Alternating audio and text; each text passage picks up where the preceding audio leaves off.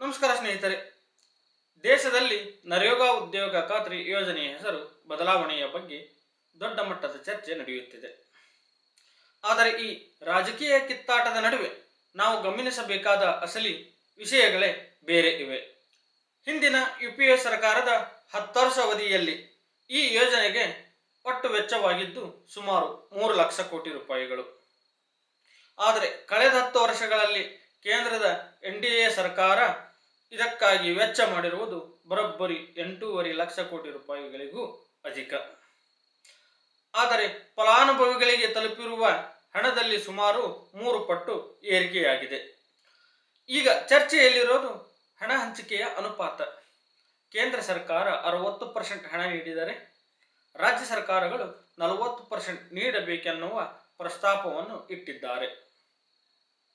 ಆದರೆ ರಾಜ್ಯ ಸರ್ಕಾರಗಳು ನಮ್ಮ ಹತ್ತಿರ ಹಣವಿಲ್ಲ, ನಾವು ಸಾಲದ ಸುಳಿಯಲಿದ್ದೇವೆ ಎಂದು ವಿರೋಧ ವ್ಯಕ್ತಪಡಿಸುತ್ತಿದ್ದಾರೆ. ಜೊತೆಗೆ ಕೇಂದ್ರ ಸರ್ಕಾರವೇ ಸಂಪೂರ್ಣ ಹಣ ನೀಡಲಿ ಎನ್ನುವುದು ರಾಜ್ಯ ಸರ್ಕಾರಗಳ ವಾದವಾಗಿದೆ. ಇಲ್ಲೇ ಇರೋದು ನೋಡಿ ಅಸಲಿ ಮಜಾ. ಅಭಿವೃದ್ಧಿ ಕೆಲಸಕ್ಕೆ 40% ಹಣ ಕೊಡಲು ಸಾಲದ ನೆಪ ಹೇಳುವ ಈ ನಾಯಕರು ಚುನಾವಣೆ ಬಂದಾಗ free bus, free current, free ಮಹಿಳೆಯರಿಗೆ 5,000 ಫ್ರೀ ಅಂತ ಘೋಷಣೆ ಮಾಡುತ್ತಾರೆ. ಆಗ ಸಾಲದ ಬಗ್ಗೆ ನೆನಪಾಗುವುದಿಲ್ಲ, ಆಗ ಎಲ್ಲಿಂದ ಹಣ ಬರುತ್ತೆ ಎಂಬ ವಿಚಾರ ಅವರಿಗೆ ಬರುವುದಿಲ್ಲ. ಒಟ್ಟಿನಲ್ಲಿ ಚುನಾವಣೆ ಗೆದ್ದರೆ ಸಾಕು ಎಂದು ಮಾತ್ರ ಯೋಚಿಸುತ್ತಾರೆ. ಅಭಿವೃದ್ಧಿ ಮತ್ತು ಉದ್ಯೋಗ ನೀಡುವ ಯೋಜನೆಗಳಿಗೆ ಹಣವಿಲ್ಲ ಎನ್ನುವುದಾದರೆ ಓಟಿಗಾಗಿ ಉಚಿತ ಭಾಗ್ಯವನ್ನು ಘೋಷಿಸುವುದು ಎಷ್ಟರ ಮಟ್ಟಿಗೆ ಸರಿ? ನಮಗೆ ಬೇಕಿರುವುದು ಹೆಸರಿನ ಬದಲಾವಣೆಯ ವಿಷಯವಲ್ಲ, ಪ್ರಾಮಾಣಿಕವಾದ ಜನಸೇವೆಯ ಮನೋಭಾವ.